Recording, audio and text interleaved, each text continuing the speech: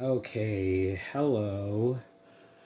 We are going to be repotting this mini phalaenopsis orchid.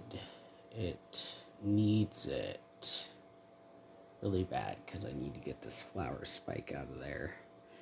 And you can tell that there's a lot of roots in here. Like, I can't see. It's got a lot of roots. It needs to get taken out. I haven't had it for that long, but oh, it's in that. It's not good. Some cocoa peat. And if you know anything about phalaenopsis, you should not plant them. A flower fell off. Cocoa peat. They do not like it. They don't seem to mind it in my apartment, but I just don't want to deal with the headache of possible root rot and it spreading. And it's also in a plug, I think.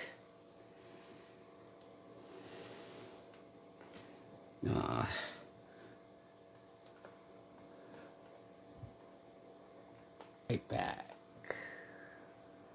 Okay, I managed to get this mini phalaenopsis orchid out of that cocoa core. Does not need to be in cocoa core. Going to put it in some of the Molly's orchid mix.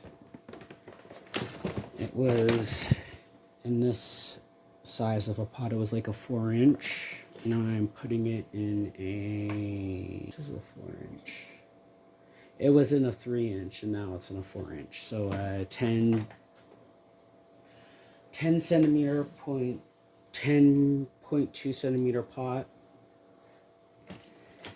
Hopefully it likes this medium because I'm not going to have it growing in cocoa peat. Because the last time I had an orchid grow in cocoa peat, it died.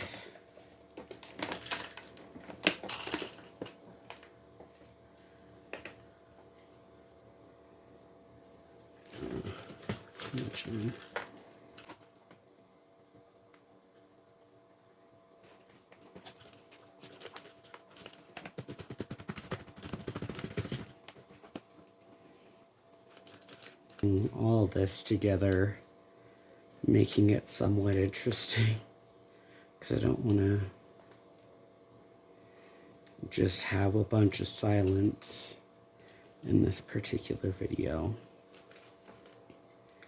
because I'm planting a phalaenopsis orchid.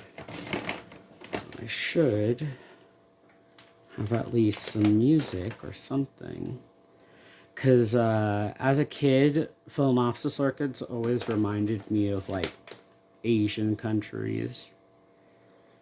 And it doesn't come from Asia, if I remember right. It comes from Hawaii. So, but just how it looks, like this one, how its flowers look, reminds me of like Japanese types of watercolor. We used to study stuff like that in like elementary school and stuff, like Asian people and Black people that did art and just different types of people. I can't remember all of them. Like some of them are deaf, some of them, you know, there were different people that they would assemble us like as like really young kids.